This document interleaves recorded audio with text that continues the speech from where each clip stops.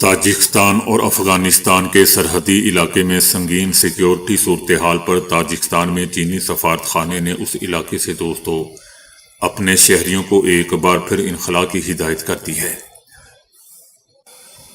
Tajikistan में कायम चीनी सफारतखाने ने पीर के रोज एक बार फिर सिक्योरिटी अलर्ट जारी करते हुए कहा है कि ताजिकिस्तान और अफगानिस्तान की सरहद पर सूरत हाल बदस्तूर कशीदा है। इतवार की शाम अफगानिस्तान के सूबे बदख्शां से 4 मुसल्लह अफगान अफराद गैर कानूनी तौर पर ताजिकिस्तान के इलाके खातलून में दाखिल हुए, जिन्हें ताजिक सरहदी फोर्सेज ने हलाक कर दिया।